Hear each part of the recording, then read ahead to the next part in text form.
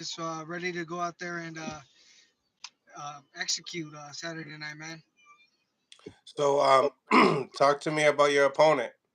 Yeah, it's Oscar Duarte, man. A lot of people know him from Ryan's last fight. He's a dangerous opponent. He's pretty strong. He's like a little juggernaut, bro. And he's gonna come out just just trying to knock you out. But I've been training hard, man. I've been focusing a lot on my boxing. I mean, I'm a 2012 Olympian for a reason, and I'm gonna give this guy a really good boxing lesson, man. It's gonna be a good night for myself and for the boxing fans and for all my fans, man. I'm excited to go out there and just execute. Looking at Oscar Duarte in that his last bout against Ryan Garcia. I mean, what could you say something about him?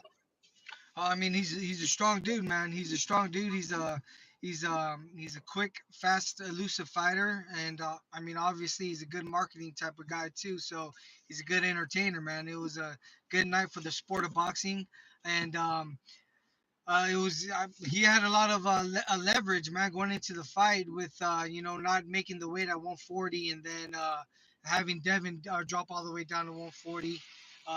That is a major factor going into the fight because your body has depleted those extra 3 pounds, and you have to work. You have to work, man. You have to run. You have to hit the sauna. You can't eat. You can't drink. So your body's all depleted for those 3 pounds. So it's very deteriorating on your body. And he had a major upside, man. But he went out there and he executed exactly what he had to do. I mean, they fought 6 times in the amateurs, and you could see that they were comfortable inside the ring going in there, Ryan, and he already knew what he had to do to fight to execute Devin Haney, and he did it beautifully Saturday night. I mean, in your first of all, I was trying to get you on, for that fight, with Haney. We actually we spoke when I believe Haney and Prograis, right? Uh-huh. So, I wanted to get your prediction on this fight particularly. So, what did your thoughts were coming into this fight? Well, my thoughts were coming into this fight. I thought, it was a 140 pound weight class. I thought that everybody was gonna make the weight. And I thought that Devin Haney was gonna outbox him, man. I thought he was gonna stay on the outside a little more and be more a step to the right, no, step to the left instead of stepping to the right side where the hook's there to be landed. I thought he was gonna have a better game plan, but I think all the trash talk and I think that all these mind games that Ryan Garcia had going into the fight, played dividends, and it really made him want to engage in there a little more, and it seemed like he was out of his element, man, and it seemed like he wasn't the defensive fighter like he usually is, and he got caught in the early freaking what take 20 seconds of the fight with that hook, and after that it was just game over, dude. That hook was landing all day. Do you believe, like, obviously, mental warfare is obviously something real? You just mentioned that, they were familiar with each other. So, coming into the ring, with Ryan Garcia and all the actors he's had, when it came down to online, he was doing different things, getting people, attention and getting the Vegas odds, from 900 to 100, I mean, do you feel like that played a part as well of why Devin engaged the way he did? You know what I mean? Like, they talked about center of the ring talk. They did that. Then Ryan, he accomplished that by landing a quick hook. But then round two comes and Ryan Garcia completely has a different game plan.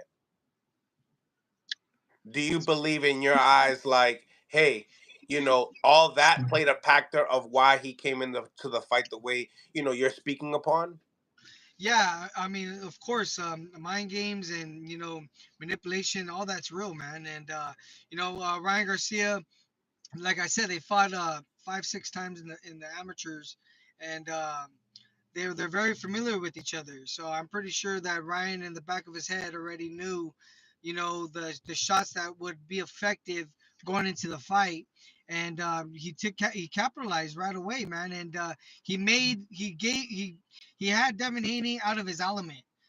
He had Devin Haney, really, engaging in everything that he was doing. He even pushed him during the New York City press conference. So all that, played a factor. And I mean, Ryan Garcia caught him early. I thought the fight was going to be over in the first round, man. If Ryan Garcia would have just kept on and just engaging, dude. I thought he could have got him out of there in the first round because Devin Haney was pretty hurt in the first round.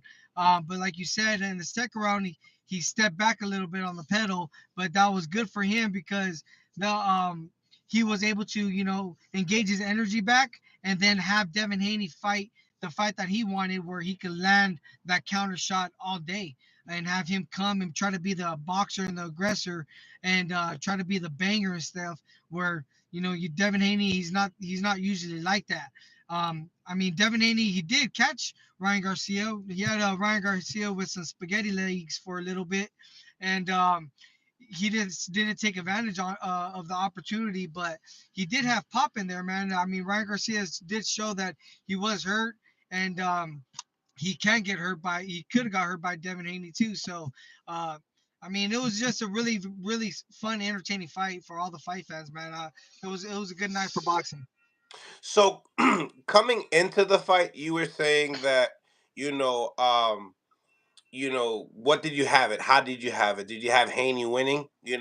Before coming in, before knowing that it was 3 pounds that he came in, and did you change your mind after you knowing that Ryan came in 3 pounds heavier? Like, speak about that. Yeah, yeah. I had Devin Haney winning the fight before the Friday and stuff like that. But then when the scale did come, and Ryan Garcia was 3 pounds over, I actually tweeted on it as well, stating that Ryan Garcia does have the advantage now because those 3 pounds is a lot. And going into the fight, he probably already knew that he was going to do that because he has all the advantage right now.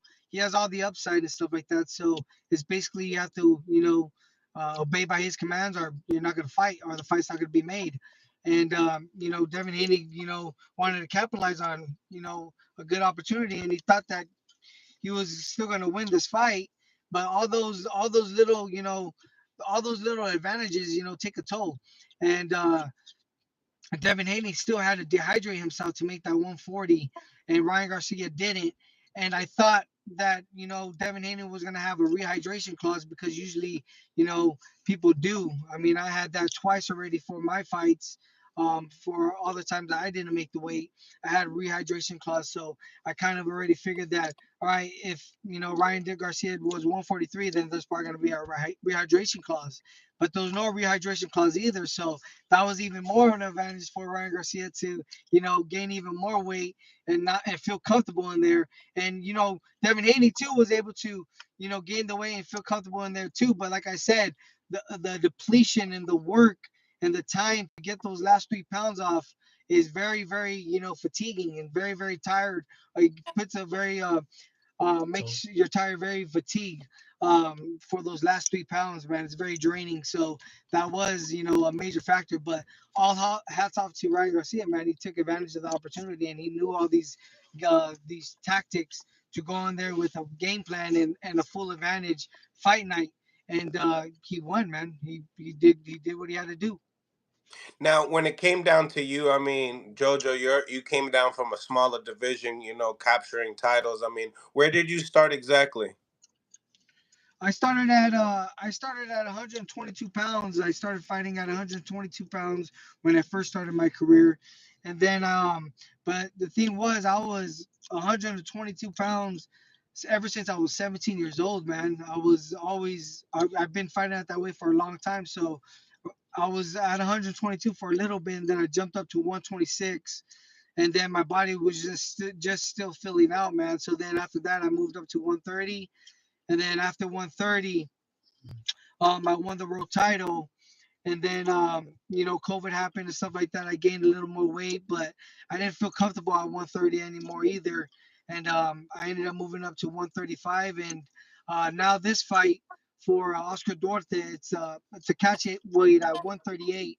I feel good right now, man. I'm walking around at 143 right now, feeling strong, feeling not dehydrated, feeling not depleted, and I'm just ready to go out there and execute. My body's strong, and I'm ready to go out there and do what I got to do. Who do you think that benefits in the end of the day?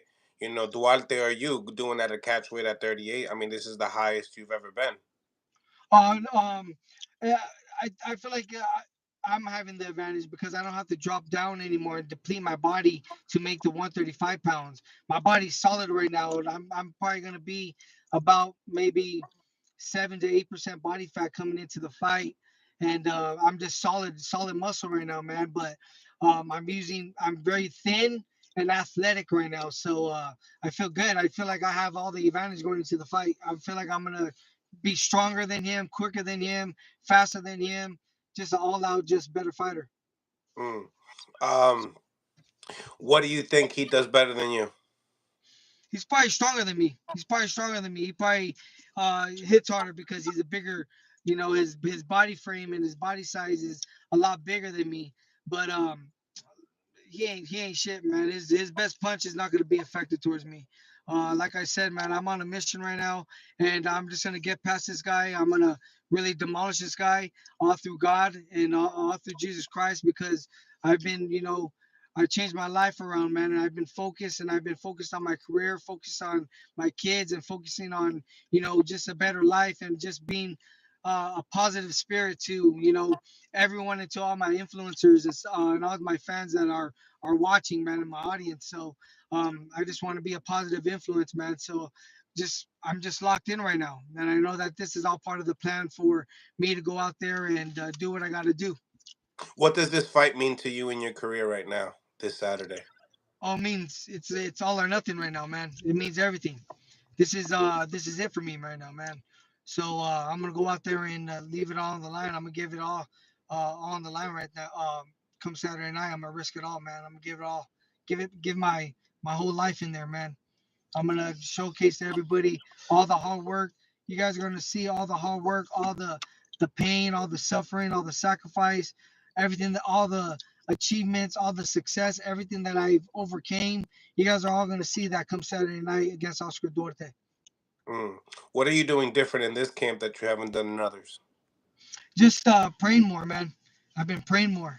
Been more focused on, the Word of God, and just being more focused on what I want, what I need to do to execute and to have the vision that I have in my mind, and that is, to train every day and to cover all my bases. I've been running fucking 10, 15 miles, maybe even 30 miles a week, man. I've been training my ass off, dude, just on a mission to showcase to everybody, man, that my career is not over and I'm one of the best fighters in the world.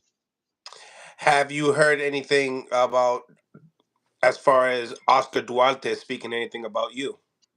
Nah, I really don't care, man.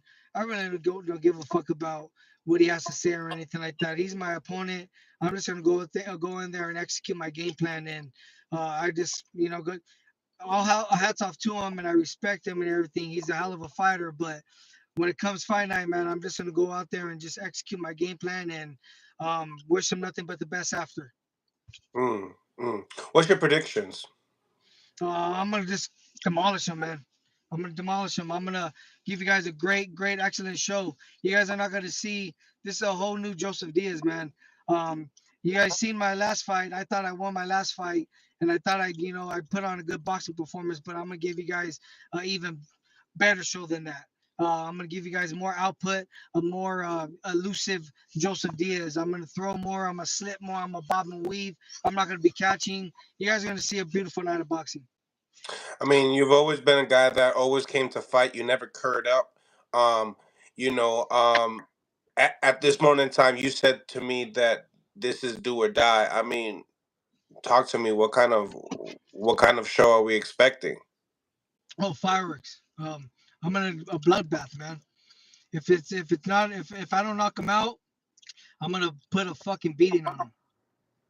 You don't just because of your pedigree alone. You don't feel like you should try to box him? I mean, look at first answer that, but then go off of look at Devin Haney. He went off and could have probably outboxed Ryan. I mean, don't you think you could outbox Duarte in this fight? Why do you have that ambition, or is it just because you're a crowd pleasing type of a guy and that's what you want to give to the fans? I mean, talk to us. No, I want to hurt him. I want him to know. I want him to know my power, man. I want him to feel my power, dude, and I want to fucking get him out of there. I'm gonna be hitting him with fucking very vicious shots. Every single shot, I'm gonna be hitting him hard, and I'm gonna be hitting him fast, and he's gonna be fucking feeling a beating.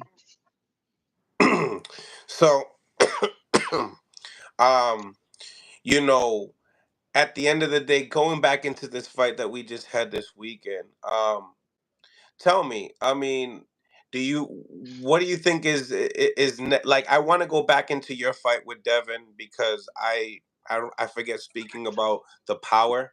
I know that you're a guy that's coming from 122.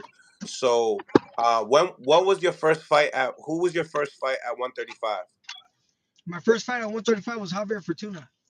Oh, Fortuna. Okay, okay, Yeah, okay. And then you fought. Um, I fought Javier Fortuna, and then I fought Devin Haney, and then after Devin Haney, I fought William Cepeda, and then after William Cepeda, I fought Hesta, and then after Hesta, I fought Jerry Perez. Cause you was B side for that Fortuna fight, right? Yeah, I was B side on the Fortuna. Yeah, because I was moving up in weight. But a lot of people that don't know, man, I walk around like 155, dude. My shoulders and stuff are pretty big, dude. So I have to slim down to get to the weight. But right now, I'm slimming down the right way now, dude, and I feel fucking strong, dude. I feel strong right now. So going back into that Haney fight, I mean, did you feel like he had power? I mean, you Um, coming from I 122, a guy coming from 122, do you feel like he's a puncher? Do you think he has I, power? the punches were obviously a little more heavier because it was a heavier weight, but the power wasn't there, man. Because I've never what been what what do stabbed. you think he was coming in? If you don't mind me He was asking, coming. He probably came in around like 162. what He's 162. 162? Wow, Yeah, so that's the biggest I guy. think That's the biggest guy you ever fought in your professional career. no, I think William Cepeda was probably like 165. William Cepeda, yeah, Yeah, I he's think big.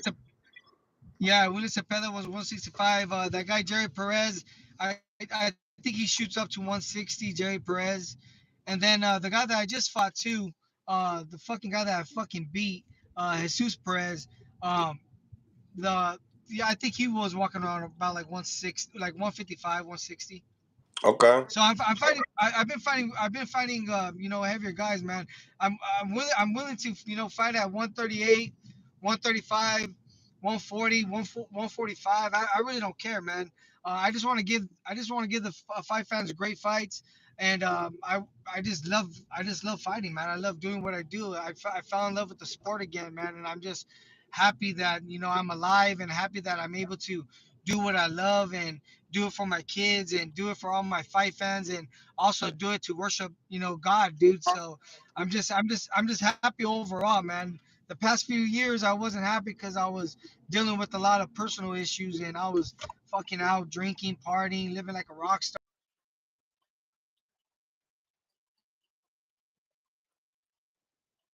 the shit and stuff like that, man. But thankfully, I turned my life to God, and I started praising God again, man. And I'm locked in again, dude. I started cutting down on everything, all the bad habits that I was doing, dude. All that shit, deteriorated, and I've done it with good positivity this camp. And I've been locked in, man. You guys are gonna see on the scale, dude, how solid I look, dude. And like I said, I feel strong right now, man. I know Oscar is a strong fighter, dude. But when you guys see me come, Saturday night, Mm, I like it. Um, as far as this fight is concerned, are you still there? I think you froze on me. Smash the like button, ladies and gentlemen. Smash the like button as well. We got over 105 people on here. Let's go. Let's get these likes of where the love at. All right. Yep, I can hear you. Can you hear me? So, talk to me as far as Ryan Garcia is concerned. I mean, his last opponent is Devin Haney, but after that was Oscar Duarte. Do you feel like that is that the fight that you still want to get? Obviously, that's the fight you still want to get. But is this like, I mean, is this like Golden Boy trying to get you another opportunity for something like that? I mean, yeah. I mean, I hope so. I hope so, but I don't know with Ryan, man. He's already fucking backed down from me multiple times and shit. So I don't know. You don't know with him. Um, but I'm just gonna trust in God and trust in the Lord, and just fucking execute what I have to do on Saturday night. And whoever they want to fight me with, I'm gonna be at my best from here on out. So if it's with Ryan Garcia, I'll beat Ryan Garcia. If it's with Isaac Cruz or a rematch with William Cepeda, I'm beating all these guys, dude. I'm Saturday night. You guys are gonna see that I'm back. I like that. I like that. I love the energy. Now, do you think if Ryan and Devin do a rematch, do you feel like if it was an even playing field, do you feel when it comes down to the weight, do you feel like it would be the same thing, or do you feel like it would be a closer fight? I mean, talk to me. No, it'll be a closer fight. It'll be a way closer fight. I think Devin Haney will stay.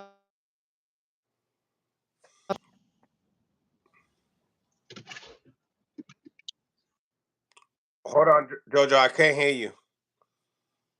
I don't want you to repeat yourself twice because I think you lost signal or you're just staticky. Smash the like button, ladies and gentlemen, as well. Where the love at? Where the love at? Come on, man.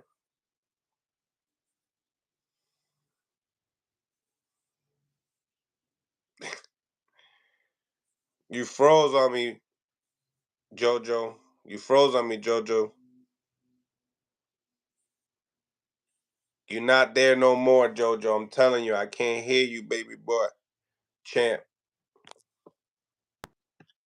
Yeah, you back now. You back. All right, can you answer that question back? Because you just froze up again. Like if they came up. Okay, yeah, I think if there were I don't think there's gonna be a second fight though. I think You yeah, don't there's not think gonna be so? a second fight. Nah, there's not gonna be a second fight. Why do you Why? feel that Ryan way? Ryan already knocked him out, man. The Ryan beat the shit out of him, dude. There's no need to fucking have a second fight. There's nothing else to prove. There's nothing else to prove for Ryan. Why Ryan backtrack now and go to 140 and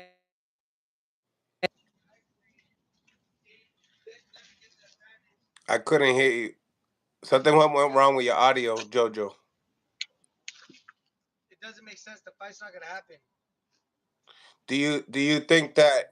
But like, if it was in an even playing field, do you think it would it be? You said it would be closer, right? Oh yeah, it would be closer. Devin Haney would probably win uh decision if it was a even playing field at 140. So you think that's the reason why Ryan won't do it? Yeah, why Ryan won't do it? Ryan won't do it because he already embarrassed Devin Haney the best way possible. He beat the shit out of him. He dropped him 3 times. He had him hurt. He had him not fighting the fight that he fights. He was hugging the whole time. Like there's no upside for a rematch for Ryan Garcia. So why fight him?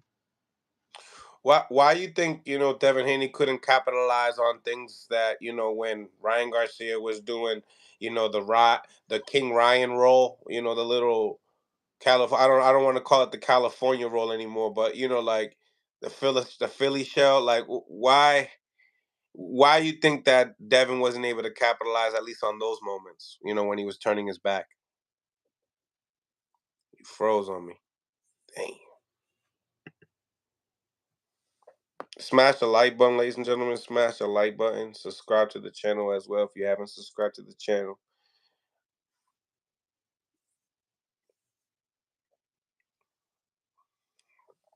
It's coming back. I think someone might have called him, but he has like a little. I think his reception's a little. But yeah, ladies and gentlemen, smash that like button. Let's go. We're here. We're here is California or Arizona.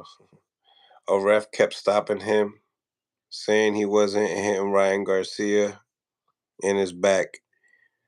The California tortilla corn taco shell. Damn, Bam Bam Boogie in the building. What it do, bro? Salute to you. Salute to you. Salute to all the members in the chat as well. I see all of y'all. Salute to y'all. D1 Boxing Edit, what's going on, man? Smash that like button, everybody. Salute to y'all. Mother TV was good.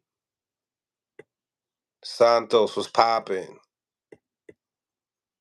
I'm gonna be getting the call lines right now, just so you guys could chop it up. Not gonna be on here for too much longer though. All right. So we get here like an hour once IG go off, but I'm gonna let the panel go off right now. All right. So you guys want to talk? Subscribe to the channel. Also become a member. The link is in the comments. Appreciate you guys coming chop it up on the panel. We got a live panel. We got one public spot and two member spot. We'll most likely be getting Jojo Diaz back, and if not, we're gonna be talking about this fight. Okay, so subscribe to Mill City Boxing on YouTube. All right, we back, guys. We back. Okay, we got the call-ins right here. Anybody that wants to call in, call in. You guys want to be part of the panel as well, and stay on for a longer time. If you want to come into the panel right there, man, the link is in the comments. Salute to everybody that's jumping on the live as well. We got one caller coming in here, Low Nose Boxing. What's going on, Low Nose? Popping. What's popping? Smash the like button, guys, if you haven't smashed the like button as well, so we can improve the visibility of the show. Salute to y'all. Boom, boom. And we live on YouTube and on Instagram, ladies and gentlemen. So, yeah, we definitely staying on this topic.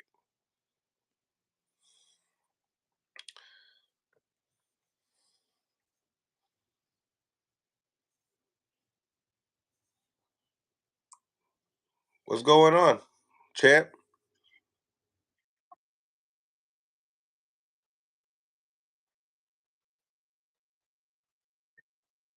Oh, well, no doubt. We appreciate you for coming back and letting us know. All right, cool. Appreciate you. Blessings. Bye now. Take care. You too. Thank you.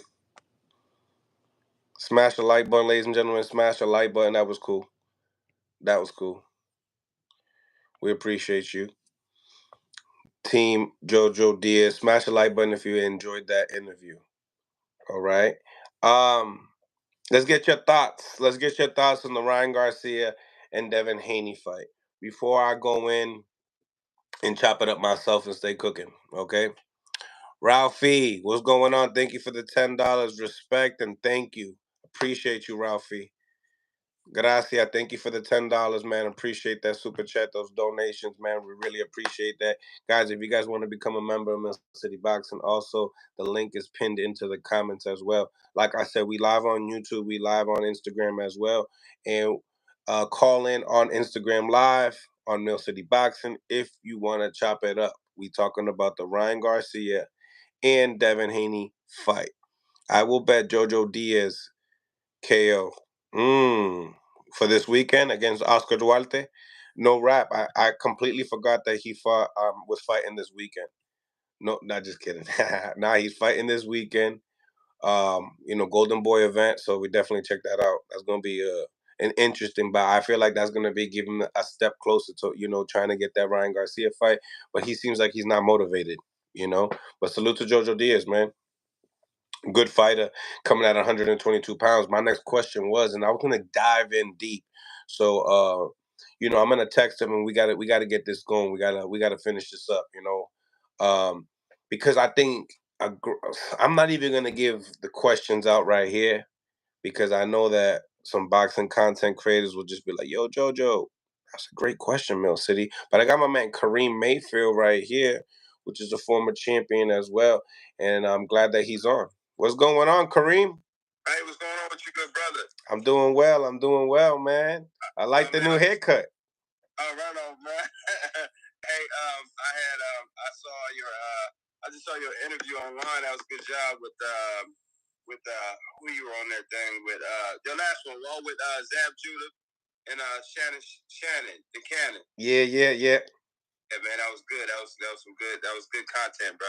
Oh, really appreciate you, man. Yeah, we definitely did some great content this we today and yesterday. Great numbers, but let's get one with you right now.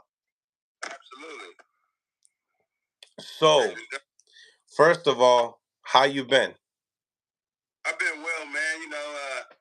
Just shaking and moving, man. Do what I need to do to, continue to have these businesses to keep succeeding, and shit, just doing my little nonprofit thing with the youngsters. So, just staying active and attractive, man. You dig? Hmm.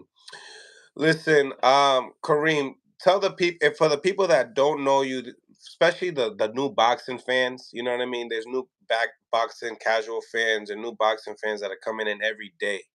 Um, Introduce yourself. Let everybody know who you are. Man, Kareem Hard Hitter Mayfield, and NWO champion, defending my title several times. Won a WBU title. Had one start. My records 21-4. I've been retired for about 6 years now. Before I retired, I promoted my own fights. I did like 4 fights of my own. Was able to fight under my own banner.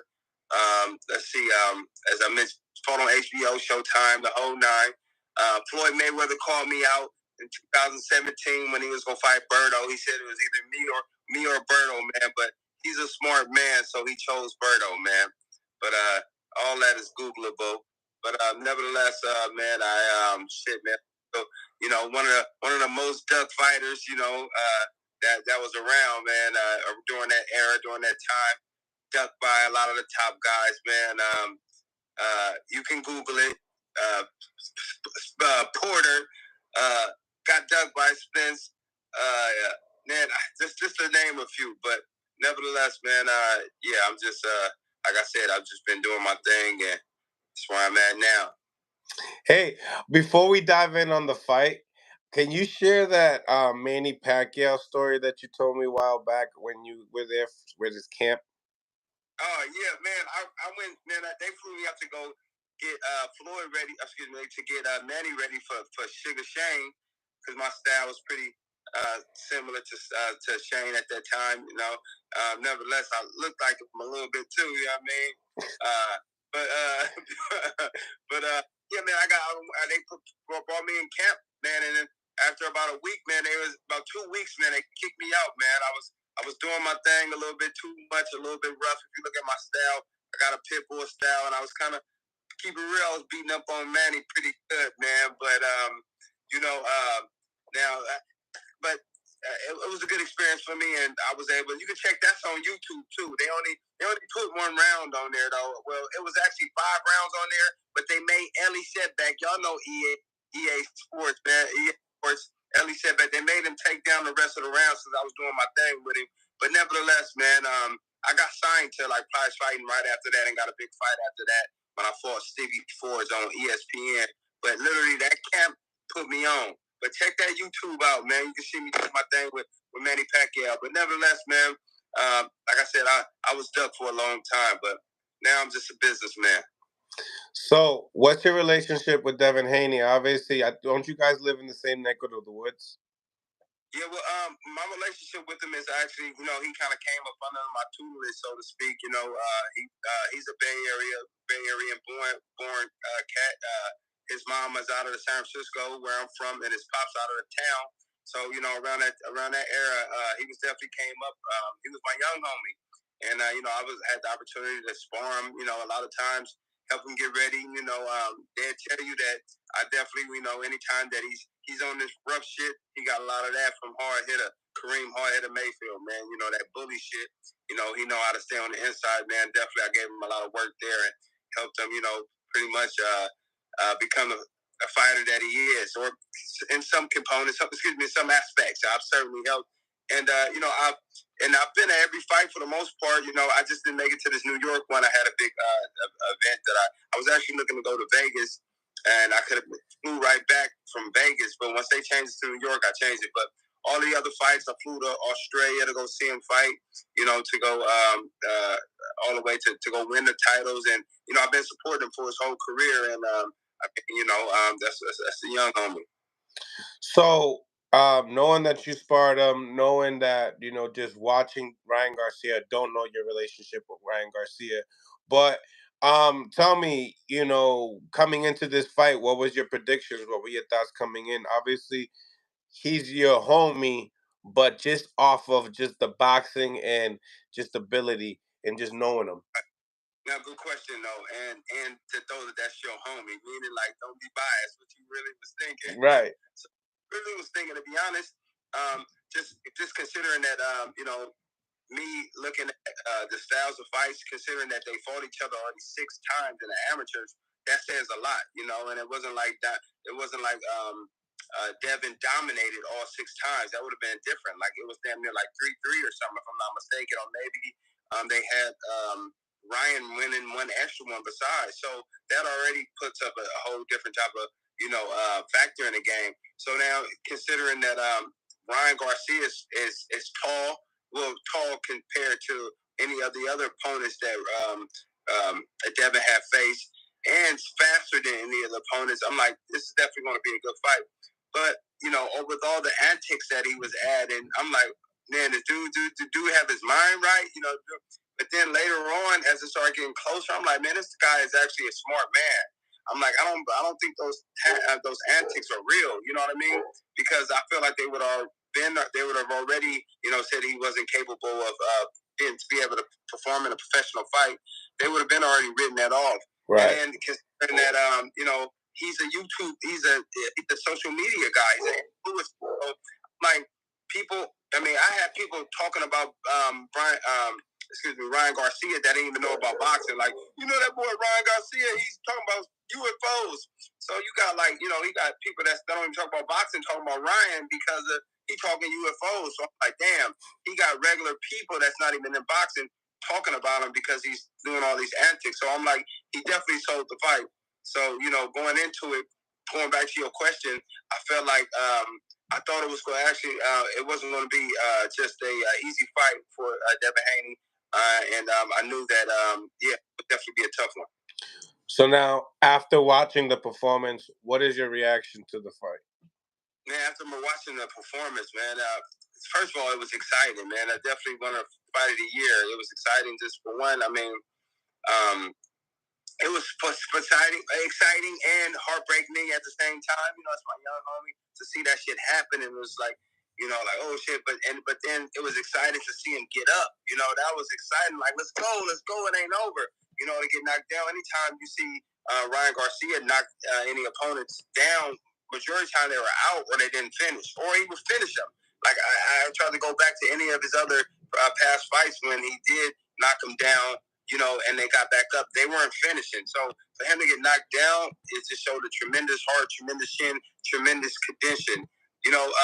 With that being said, I thought that Devin definitely pulled off those first earlier rounds, besides that one when he got wobbled, what have you. But he still was winning. I feel like he was winning the fight, and he had a good lead. He definitely had a good lead. But ultimately, those knockdowns, this is an amateur fight, pretty much decides who's a victor, who's victorious. As far as some people believe that this fight should have been stopped because there was a lot of punishment. What do you believe? And they said but this isn't a 10-round fight, and it's not a 10-round fight, and I believe it's not a title fight either. It's not a title fight either. And it wasn't a title fight, but it was 12 rounds. Yes. Yes, correct. So with it being 12 rounds, you're going to get going against the undisputed, and unfortunately, though, you damn near got to take that man out. You damn near got to kill that man, for lack of better words, for lack of a better term. He's undisputed. They, for him, because people certainly would have been like, "Hey, man, why did they stop it?" He was still conscious. He was still, able to show he was able to defend himself. And until he's really defensiveless, you got to let it go. He's undisputed. It's not like he's been knocked down before. It's not like he's been knocked out before. So you got to take that into consideration and saying that, well, I've only seen him hurt really one main time with Linares. You see, it looks like maybe Lomachenko maybe had kind of got him a little scuffed up, but not totally messed up. But so to see that, it's just like you got to take that in consideration. And I believe that the ref probably took that into consideration. And as far as his father is concerned, knowing that, I just had Jojo Diaz on here not too long ago on the live. He's coming from 122 pounds. You got, Linares around the same time, same thing.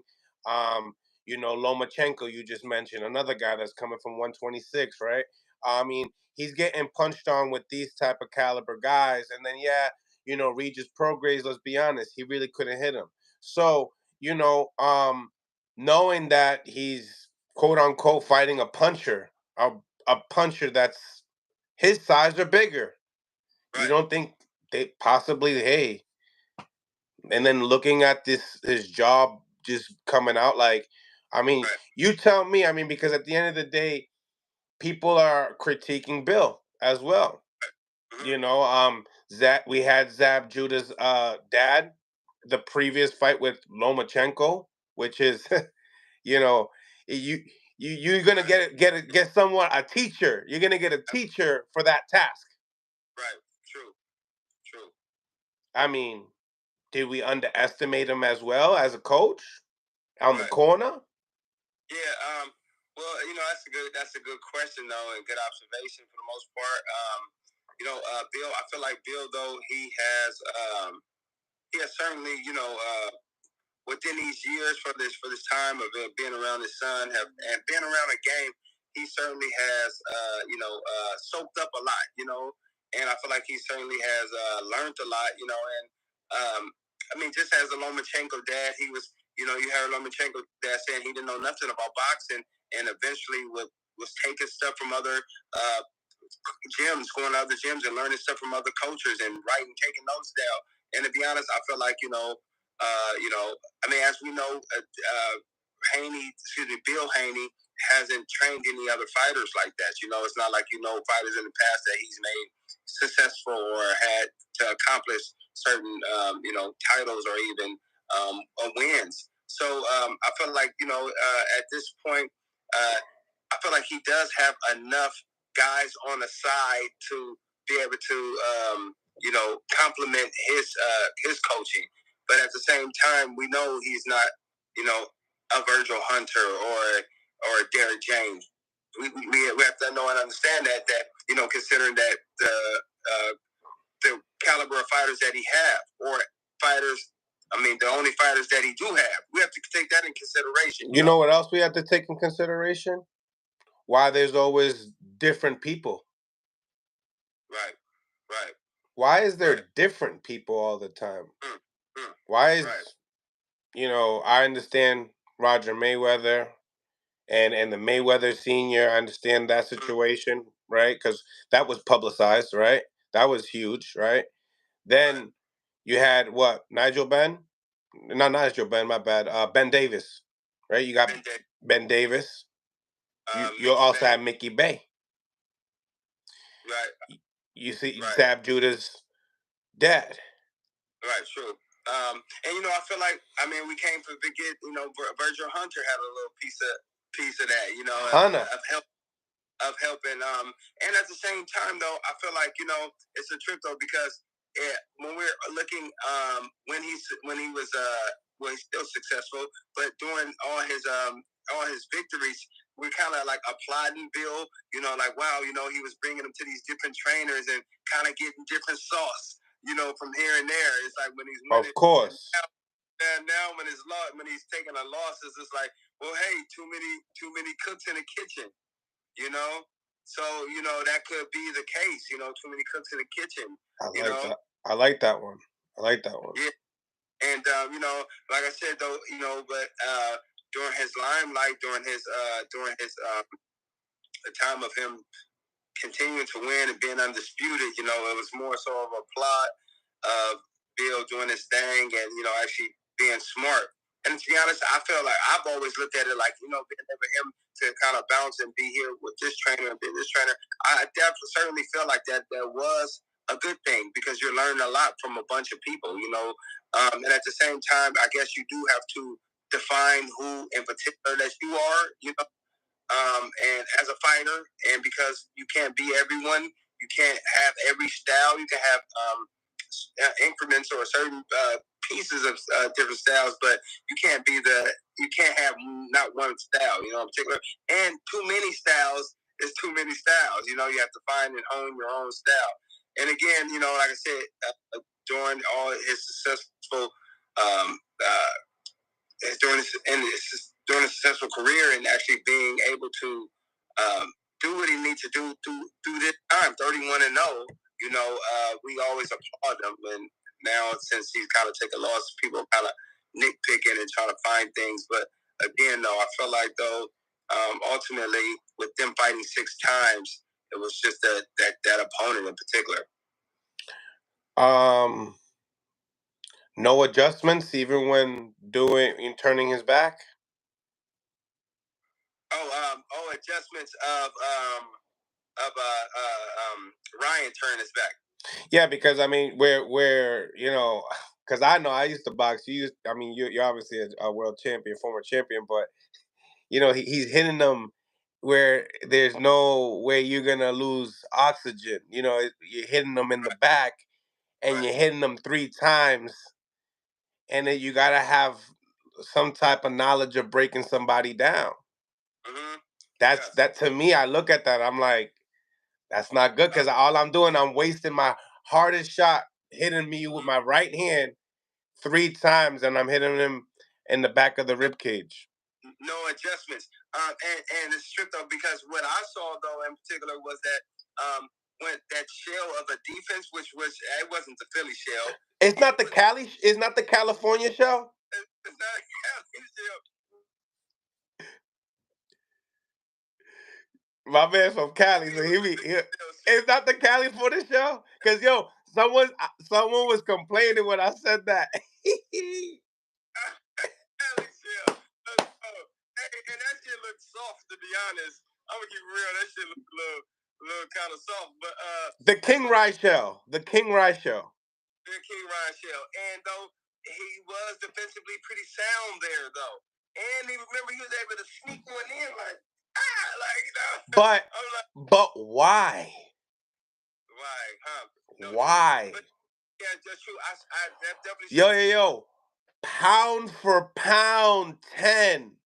Right. Why? We can't be coming out saying, it's just they're used to each other when we already know technical wise, you know what I'm saying? Looking at that don't look appropriate. Right. Facts. Right. Yeah.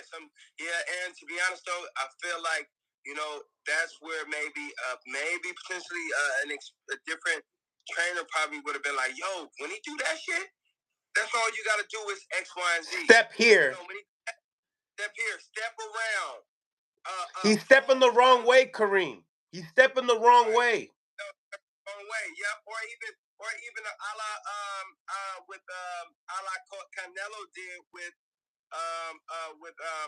what's my guy name? The white homie, white chocolate, motherfucking Plant. Oh, Plant. With Plant, because he was doing that, and then Canelo started making adjustments, stopping him in his paw, and then he hammer. I didn't see that though. That's one thing. That's an adjustment that I seen when I had slick guys doing all that type of shit. I'm like, damn, I can't hit this dude. Okay, got him. Now I got him. You feel me? But yeah, good for but it's crazy, Kareem, because it's like you only say he got a left hook, and then he puts himself in a Philly shell. And if you know boxing, a Philly shell, you are not getting your hook off. So he took it away. Then he also sticked out his tongue in the 12th round, did some weird things with his legs, Bambi legs, right? And tested his soul, which I feel like more boxing fans would have wanted to see you break that kid down and get him out of there. We didn't really, but in reality, looking at Devin, you feel bad because in reality his soul's taken. He's not even pressing forward.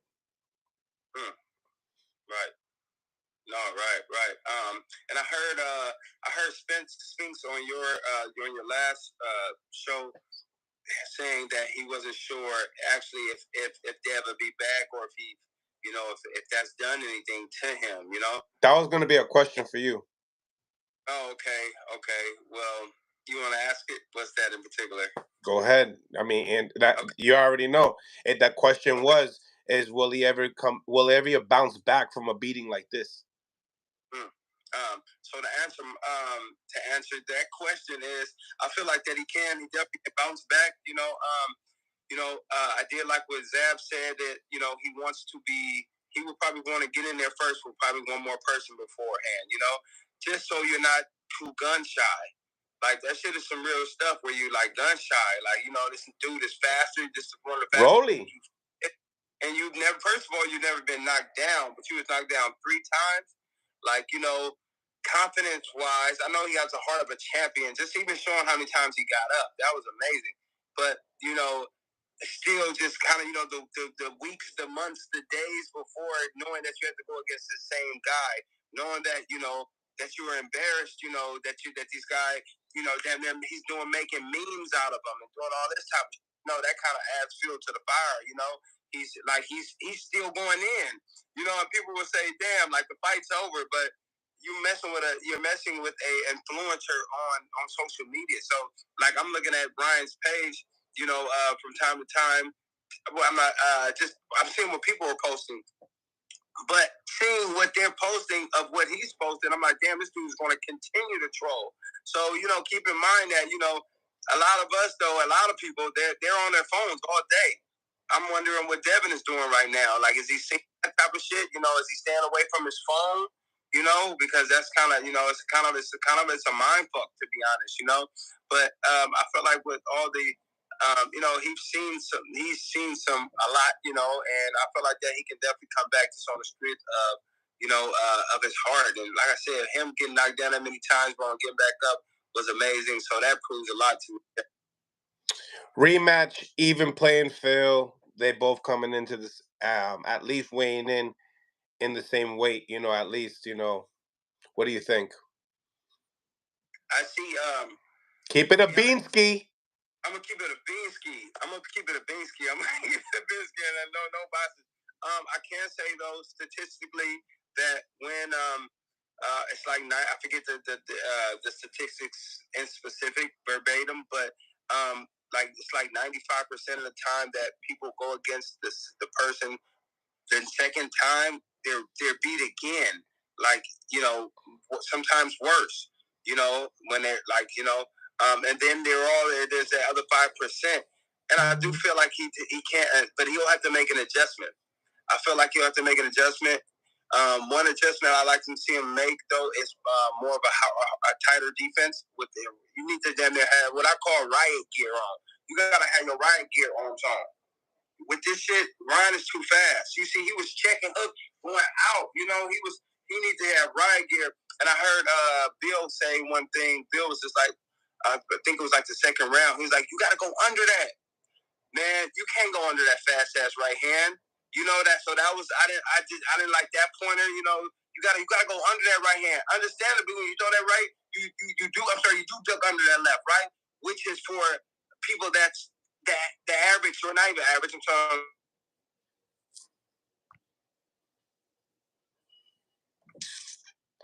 world class fighters, but that fast dude, bro, like you can't go under that. So that needs to be all day. He just needs to fight like this, literally. You know what I mean? Like, so that's an adjustment I like to see him make. And I feel like with the hard defense, we call hard defense or hands up defense, tight defense, riot gear, that would be the best solution to fight him. Walk, just always riot gear. Always you're doing that here and there, but that's just a natural movement for him to do that, But that shit, look, that left hook, no, right hand, it's too easy. You feel me? To get hit, boom, me like. So yeah, nevertheless, like I said though, riot gear, man. I like to see him come in, hands up, pit bull type shit. Just change the style. Now, these guys seem to me. Well, what do you think that Devin could do better in the rematch? Because obviously, the weight is not going to be just the situation, and Right. hopefully they can make that decision on getting the right weight because they're both big boys. They're both big guys. Right. So, what do you think? What do you think Devin could do better? Well, well, for one, when it was a trip, the best jabber in the game had his jab taken away. He had his jab taken away. After he got wobbled, and then if you look to the second round, I think it was the second round, you start seeing Devin do his. It's just a certain look, and I'm like, oh shit, he got his rhythm now. It's just a certain look. It's like just the way he moving. I'm like, okay, he got his rhythm. He started jabbing. I'm like, okay, it's on. Now I'm like, okay. And then Ryan made an adjustment. You know what I mean? But I'm like, it looked like he's just started getting into his groove, so he was jab, but then it got taken away again.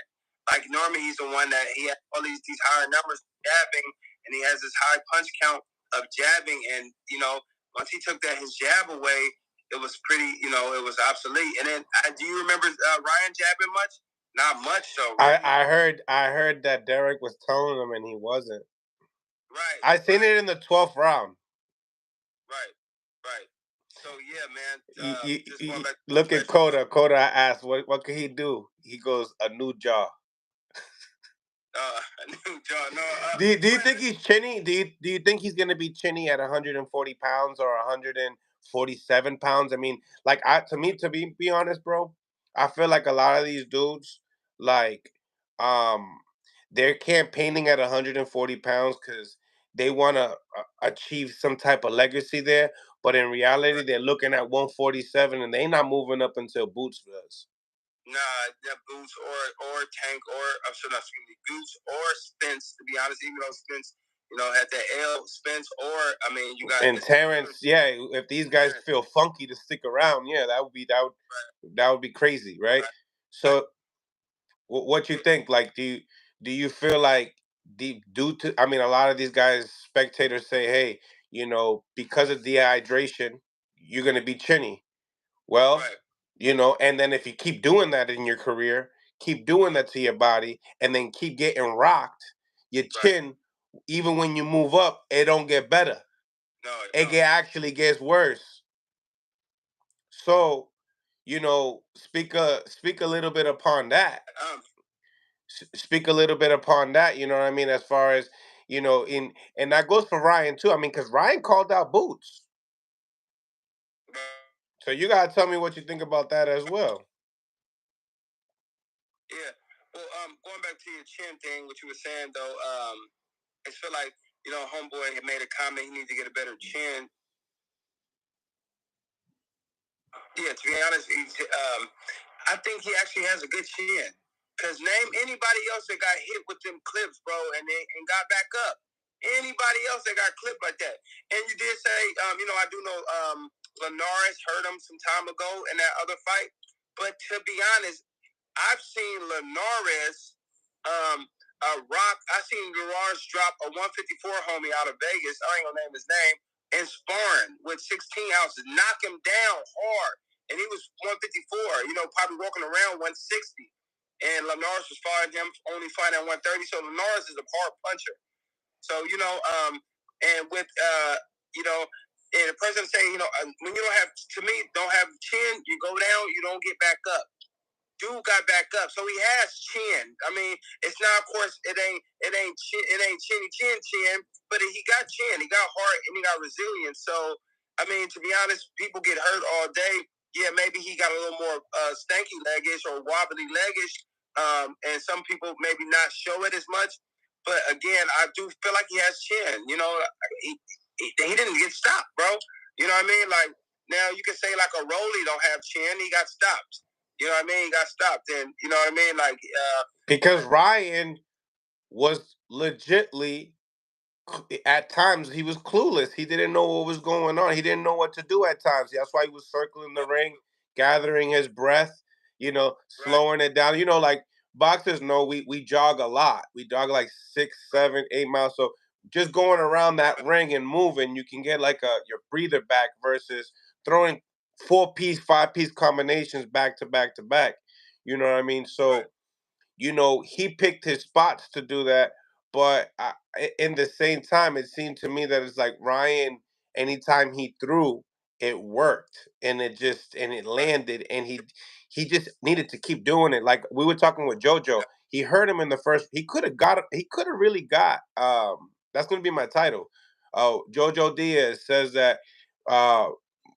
Devin Haney could have got no Ryan Garcia could have got Devin Haney out in the first round. It's the truth. But he just didn't push it. Didn't push He was hurt. He was hurt right. throughout the whole time. Right, right. And then and considering, to be honest, his defense is so immaculate. A lot of times when you're not, I mean, nobody wants to get hit, and you shouldn't get hit. But when you take, when you kind of when you get hit with a few shots here and there, it kind of makes you a little bit more resilient to taking shots. When your you damn near not getting hit with nothing, then you finally get hit with 8-ounce gloves.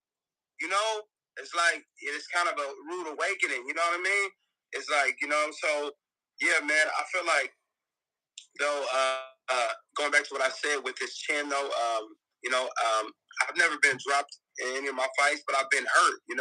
I've been hurt, and I feel like I got a glass. I think I feel like I got a motherfucking solid chin. I've never been, I've been hurt, in a fight before, but like I said, I've never been to where I was like, went down, thing like that. But for a person to say, well, he wobbled you, you don't got chin, it's be like, okay, well, shit, nigga. I mean, I didn't go down, or I wasn't counted out. So I feel like, man, dude is only 25 years old, bro. You know what I mean? I literally started my career at my professional career at 25. Like, you know what I mean? I turned pro till 25, and this dude has accomplished so much, and I feel like, with his father doing the management, great management, and picking good opponents, and the right opponents. It's a business, at the same time. And I feel like he'll definitely be back. He'll definitely be back with a bang. Again, though, I like to see him in there with someone just to kind of get his wits back and to make sure he's on point, and just get used to seeing punch come, and just so he's not with gunshot. And you don't care what weight class, if it's 40 or 47. I probably like to see him at 40, to be honest. But I was just hearing that. But I don't know if he was kind of stretching it, but I think that was it Shannon talking? No, that was Spinks. He was saying that he gets up to 180. I've never seen Devin get that big. Like, I've seen him. I'm not around him that much, but anytime I ran into him, that he'd have a fight coming in, I would always grab him and touch him, like, looking kind of heavy, fuck with him, shake him up a little bit. But big bro.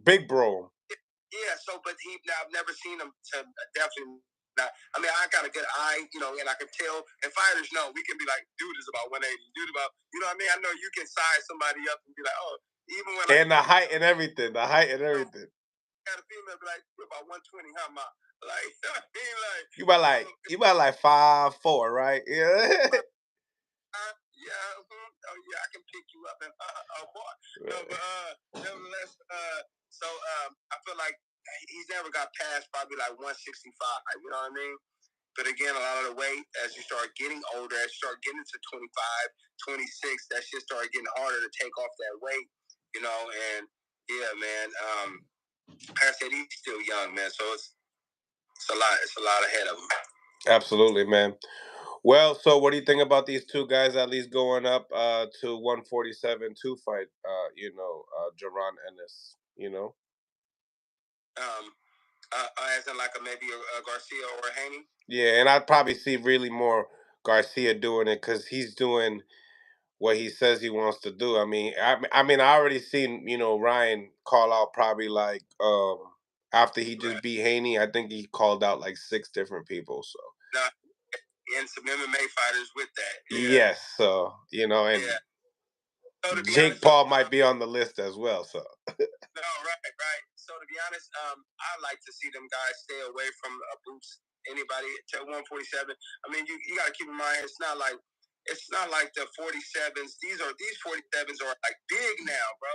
You know what I mean? Like the 47s used to be the 140s and 147 like weren't getting no bigger than 5'8", 5'9". Then you had like the Paul Williams every once in a while you'll have like a Williams.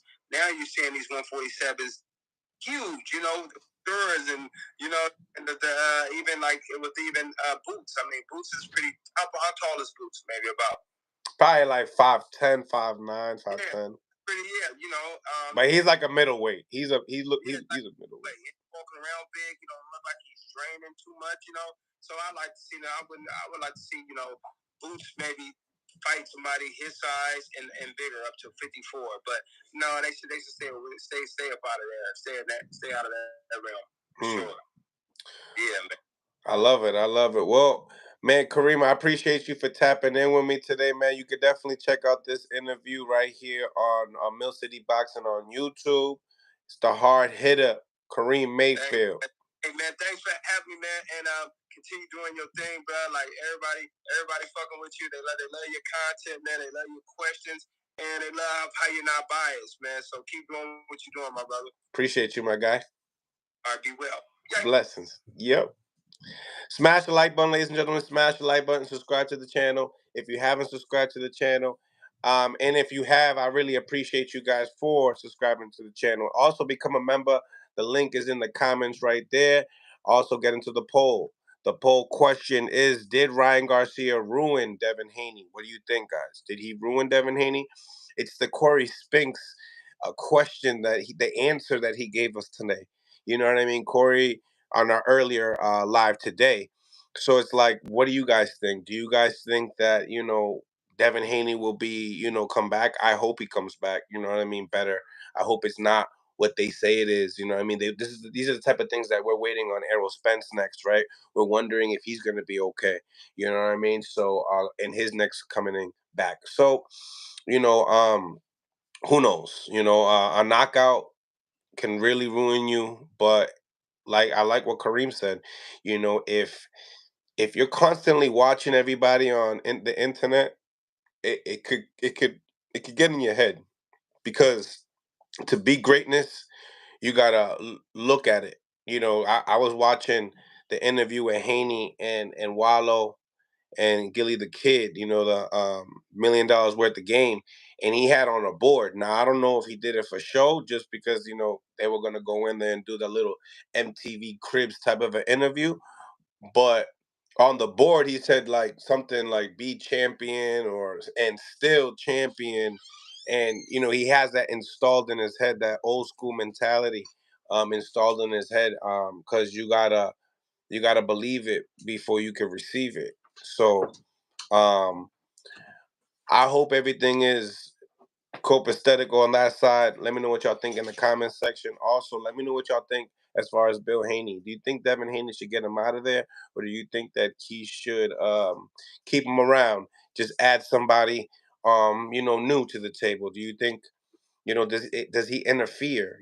Is there too many words? Are there too many coaches? Like Kareem said, are there too many cooks in the kitchen? Let me know what y'all think in the comment section, okay? Like, comment, and subscribe to the channel. Check out that interview I just dropped up with Jojo Diaz as well. Lots of content, lots of views. We lighting up, we heating up right here on Mill City Boxing. So make sure you guys do me that favor. Keep him around and add someone else. Smash the like button. All right. Appreciate you guys. God bless. And on to the next. One love.